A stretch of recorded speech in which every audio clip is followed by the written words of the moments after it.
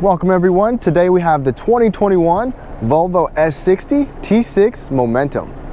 Now today I actually have a rental car. I got the 2021 Volvo S60 as a rental car for just a few days, and I'm not in my usual area. As you can see, all the snow and the ice, but I'm gonna give you just a quick look at this Volvo and take it for a test drive. Let's get started. So just give you a quick look at the exterior details, and I apologize, it is filthy dirty. I'm not in my home area. All the car washes are closed and everything is frozen, so it looks terrible. But right up front, first of all, you got full LED headlights. That is the daytime running light, and also what they call Thor's hammer as the blinker. But LED headlights, LED fog lights, got a pretty classy grille. Changes a little bit up front depending on which trim level you get, but Volvo's design is very simple and elegant, and that's exactly what they're going for. Those headlights look nice at night, and they're also adaptive on every trim level, and they even have cornering lights to light up next to the vehicle. And this paint color, covered with slush and crap, is called Black Stone. Nothing special about that. And you've got 19-inch wheels here with 235 series tires. I like the spoke design on those. It's simple, but still looks elegant and luxurious. So these mirrors are actually pretty special. First of all, you've got a blinker in them. The mirror itself is actually heated. Both sides can tilt down in reverse, and they automatically dim on both sides. Dimensionally, the Volvo is about 187.5 inches long, so it is on the compact side, not as big as some other luxury sedans. And then as we come around to the back, you've got LED taillights, have kind of the same classy design back here. And you can even see the extra bright spot on the left. That's a rear fog light. There's probably supposed to be one on the right side. Not sure if that's out or something. Then you've got dual exhaust down below. And while we're back here, a super quick look at the trunk. So this is, lower trim. You don't have a power trunk with your foot or anything like that on this one, but you can get that. And you get 11.6 cubic feet. So this is not bad for this size of a car, but definitely not nearly as big as some larger competitors. But got a little pass-through in the middle, and there is a spare tire underneath of there as well. Now, as we take a look under the hood, there's quite a bit going on under here. Volvo actually gives you all 4-cylinder options or 2-liter turbos, but there's some variations depending on what you get. We have the T6 Momentum all-wheel drive, so things are a little bit different than the base. The base is going to be just a regular turbocharged and supercharged 4-cylinder with 250 horsepower, but ours gets 316 horsepower and 295 pound-feet of torque with this T6 all-wheel drive. Both of those paired with an 8-speed automatic transmission, and miles per gallon is 21 city and 32 highway. But you can get up to 472 pound-feet of torque with the Polestar. So Volvo gives you the smart key system. There's a little button right there, or just a little spot you touch to lock it, or you have the sensor in the back to unlock it. And these front seats are not real leather on this model. They're actually leatherette, but they look really nice. They look sleek and classy. They have good cushioning. The actual seat cushion is nice, and the power adjustment is actually just 10-way with 2-way lumbar support, but you can move up and get more adjustments like thigh extension and bolster and all that stuff. But one complaint is that the lumbar support seems to really bulge out in the middle of the back, not in the actual lumbar area. So even if I don't have the lumbar out a lot, it just feels like there's a big pillow right here. I mean, you can see how springy that is. So that's my only complaint, but otherwise, they're very soft. And at least in the US, these are heated. You'd have to move up to get the ventilation. And on top of that, right over here, you've got memory settings standard on here. Now hopping into the back seat here. Back seat still looks very nice. You've got the leatherette material, and you kind of got a big hump in the middle. We have all-wheel drive, but let's go ahead and hop in. Volvo still gives you the same kind of nice materials here and down here. And then you can see my leg room right there. It's not bad. It's actually totally reasonable for a compact luxury sedan like this. Tight in the middle. You've got heated seats back here, little storage bin and a charging port, and your AC vents and heating vents are actually on the side. And it's really nice. I can sit here, 5'9", and there's actually a pretty good cutout. So even with a hat on, I can sit here without my head touching. And on top of that, one more thing. Got a fold down armrest with cup holders that are actually bigger than most, and some cushion. Now here is Volvo's key fob. You've got Volvo on the front.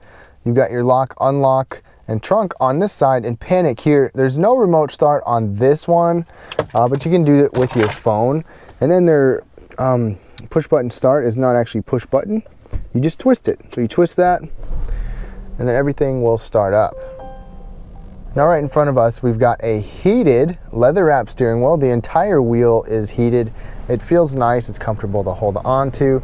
You've got cruise control settings over here, even adaptive cruise control settings.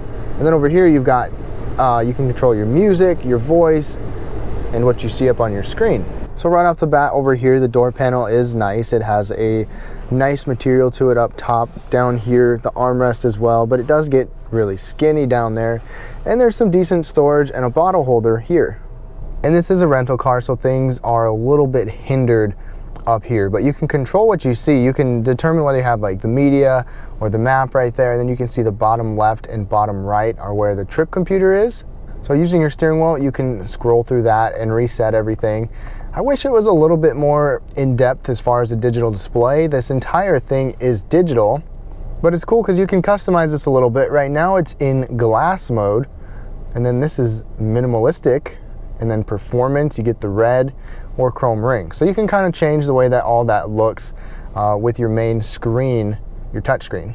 Material and style-wise, the upper dash is a softer material. You kind of have this wood-looking trim, which honestly, I think it looks kind of cheap, but that's just my opinion. You've got vertical vents and the portrait style 9-inch Sensus touchscreen. And as you can see right there, this is where you can change the way that the display looks. Everything is touchscreen. You kind of have one home button right there. Otherwise, you've got a pretty nice layout. And this is a responsive screen. Just swipe over to the left and you have all of this customizable stuff here. For example, you can even fold down the rear headrest, typical Volvo there, so that helps with your visibility. You can even adjust your lane keeping system, you know, your parking sensors, blind spot indicators, all that stuff on here. Plus, if you go up to there, this is when you can actually go into your settings and customize a whole bunch of different things here. One thing that I'm not a huge fan of is that everything is touch, including the air conditioning, but it is responsive. You can change the temperature really easily. You can change the fan speed pretty easily and even point to exactly where you want the fan to go. But for example, like, you know, heated seats, heated steering wheels, sometimes I wish it was just a little bit quicker than that, but it still works. You got a volume knob, seeking button, so it's good to see at least a little bit of that down here. If I put it in reverse, we get just your basic backup camera with dynamic guidance lines. You can get a 360 camera on some, but we don't have that. Just below everything, you've got one little hidden storage area. It's pretty small, but you can put some stuff there. 12-volt power outlet, another little cubby to hide stuff, our start button and shifter, drive mode, so you press that, and then you can control what you see on the screen. So that's pretty easy to do. Parking brake, brake hold, and bottle holders. So this center console works just fine. Then in the middle, this armrest does not move. It's got a little bit of padding to it. Open it up, and you've got USB, Type-C, and regular, charging ports, softly lined. Not too bad. Volvo does give you a locking glove box. I like that it is locking, an automatic dimming rearview mirror, and garage controls. There's no dedicated sunglass holder up here, but check it out. We've got this panoramic roof. It goes back a decent ways. Not quite as big as some panoramic roofs, but at least you got it. Now let's go ahead and get this on the snowy roads. All right, everyone, let's get going in this Volvo S60. This is my first time driving a Volvo. Now I've been driving it for a couple days now, but I'll give you my first impressions, what it's like to drive the S60, how this powertrain feels, ride comfort, and all of that. And right off the bat, first thing to know is that the roads have been in pretty rough shape with snow and ice and slush. This is all-wheel drive. Just got all-season tires, so nothing special, but it's done a nice job of getting me around. And I haven't been able to get on it hardly at all because this is like the first little patch of dry road I've been on, as things are just starting to melt a little bit. But it feels very responsive. I mean, you have a turbocharged engine, supercharged, both twin charged. So theoretically it should be quick and responsive, and it is pretty responsive so far in my short time. I did drive this at interstate speeds for a while, kind of through some slush and snow and whatnot, but it was quiet at even high speeds. We don't have laminated glass here, which is surprising, but it was still quiet. And you can even adjust how responsive the brake feels. You can adjust how responsive the steering is. You can really customize this vehicle and make it exactly what you want. Now, right off the bat, we're just in normal mode, comfort mode.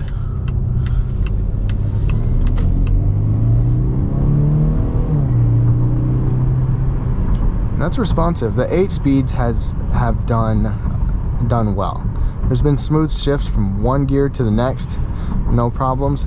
Now we are behind traffic, but I'm gonna put it in dynamic mode.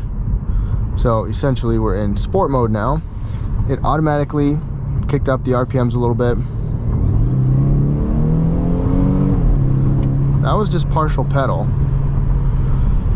And it handles well. Now obviously this is my first time with this car, or with a Volvo, and I don't have a lot of experience with other vehicles this competes with, but it handles well. It's a very confident driver.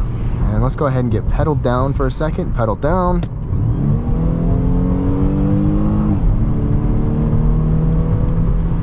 Smooth power delivery. You've got an interesting sound coming out of this engine too. You hear a little bit of that whine.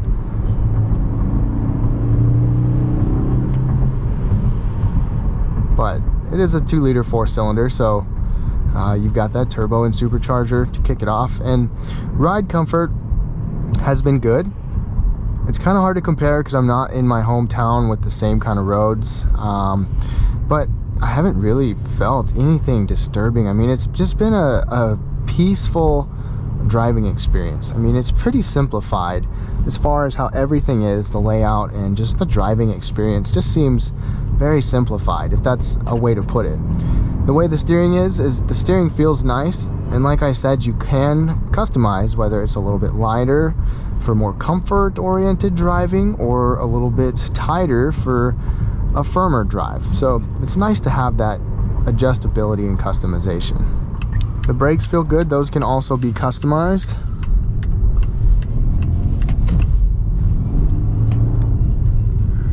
And traction's not great right here, but we do have all-wheel drive. As far as I know, there's not an all-wheel drive control mechanism to where you can, make it a snow mode or something like that. I'd like to see that, considering we have all-wheel drive, but at least you do still have all-wheel drive available. Otherwise, it's front-wheel drive if you don't have all-wheel drive. If any of you own a Volvo S60, please let me know. I definitely understand the safety priority from Volvo. There's a lot of safety features on here, even though this isn't the top trim. But I mean, even the fact that you can fold the rear headrest for better visibility just shows that that's something that they think about and care about.